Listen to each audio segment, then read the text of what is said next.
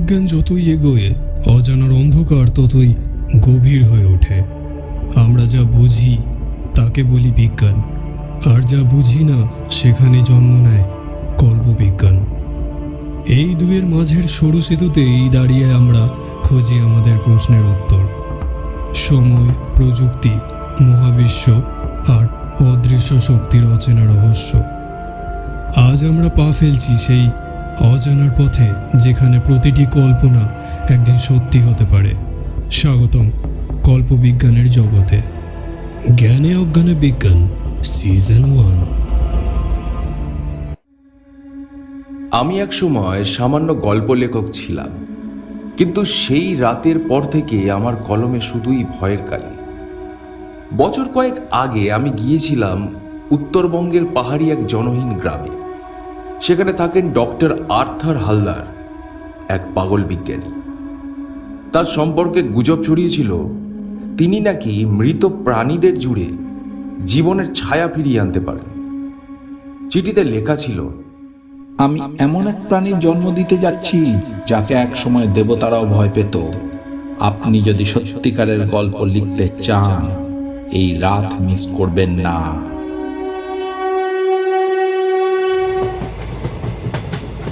আমি গিয়েছিলাম। ল্যাবরেটরিটা ছিল পাহাড়ের গুহার মতো এক পুরানো দোতলা বাড়ির নিচে। দরজায় মাটির গন্ধ, ছত্রাকের ছায়া আর বাতাসে ধাতুর তীব্র গন্ধ। ডক্টর হালদার ছিলেন শুকনো পাগলেটে মানুষ, চোখে যেন আগুন, মুখে হাসি। এসো এসো, তোমাকে দেবতাদের পতনের সাক্ষী করব। তিনি বললেন, প্রকৃতি ভুল করেছে, আমি সেটি সংশোধন করছি। গ্রিফিন অর্ধেক ঈগল অর্ধেক সিংহ, সেটাই হবে পূর্ণতার প্রতীক। আমি ভাবলাম উন্মাদ মানুষ, কিন্তু তার কথা শুনতে শুনতে কাঁপতে লাগলাম। কারণ যা বললেন তা কোনো কল্পনা নয়। জানো, আমি সিংহের দেহ পেয়েছি আফ্রিকার মরুভূমি থেকে। ঈগলের মাথা এক গোল্ডেন ঈগলের, যার ঠোঁট লোহার মতো। ডানা দুটো এসেছে আলবাট্রাস থেকে, সমুদ্রের দুধ। হৃৎপিণ্ড তরুণ বাঘের, কারণ মৃত্যুর পরও তার হৃৎপিণ্ড কয়েক মিনিট ধুক ধুক করে। তার চাকর জয়নাল সব অঙ্গ সংগ্রহ করেছে। রক্তের পাত্রে তিনি এক অদ্ভুত তরল মিশিয়েছিলেন, হেমোবিটা সলিউশন, যা নাকি জীবনের অনুঘটক। সবশেষে তিনি ফিসফিস করে বললেন, কিছুটা মানব চেতনা দরকার ছিল। এক মৃত লেখকের মস্তিষ্ক থেকে আমি নিয়েছি সামান্য সেরিব্রাল টিস্যু। আমি থরথর করে উঠলাম। মানুষের মস্তিষ্ক? তিনি কেবল হাসলেন। গ্রিফিন যদি ঈশ্বরের সৃষ্টি, তবে আমি ঈশ্বরের উত্তরসূরি।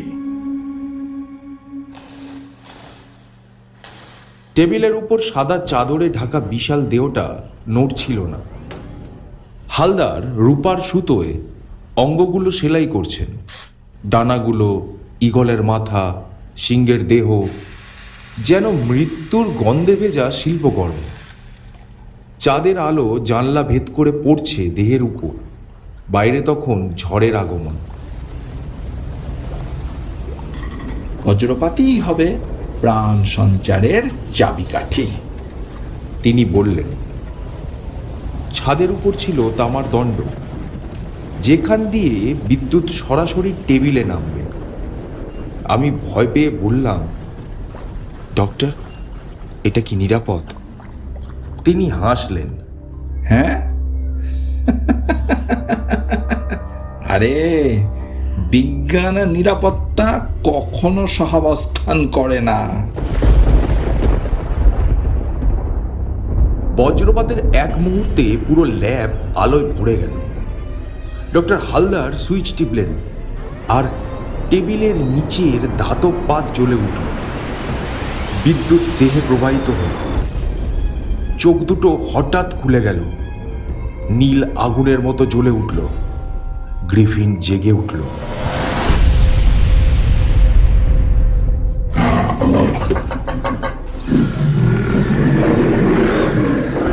গর্জন যেন আকাশ ফাটিয়ে দিল। ডানাগুলো ছড়িয়ে গেল, টেবিল ভেঙে গেল এক ধাক্কায়। জয়নাল ছুটে এলো, কিন্তু পরের মুহূর্তেই তার শরীর ছিঁড়ে ফেললো সেই দানব। রক্ত ছিটকে মেজে ভিজে গেল। ডক্টর হালদার চিৎকার করলেন, আমি তোমার স্রষ্টা, আমি তোমাকে জীবন দিয়েছি। গ্রিফিন একবার তাকালো, যেন চিনে নিল তার স্রষ্টাকে। তারপর তীব্র ডানার ঝাপটায় জানলা ভেঙে রাতের আকাশে মিলিয়ে গেল। আমি অজ্ঞান হয়ে পড়েছিলাম।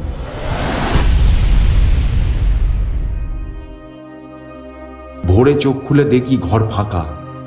হালদার নেই, জয়নালের মৃতদেহও নেই। কেবল কাচের নিচে পড়ে আছে এক সোনালী ঈগলের পালক, নরম অথচ গরম, যেন জীবন্ত। আমি পালিয়ে এসেছিলাম সেই দিন, কিন্তু আজও বছর পাঁচেক পর পাহাড়ি গ্রামে কেউ কেউ বলে রাতের আকাশে এক অদ্ভুত ছায়া দেখা যায়। সিংহের শরীর আর ঈগলের ডানা মিশে উড়ে যায় বজ্রের মধ্যে, আর কোথাও দূরে শোনা যায় এক উন্মাদ কণ্ঠস্বর। আমি তাকে ফিরিয়ে এনেছিলাম। আমি সফল হয়েছি, আমি সফল হয়েছি।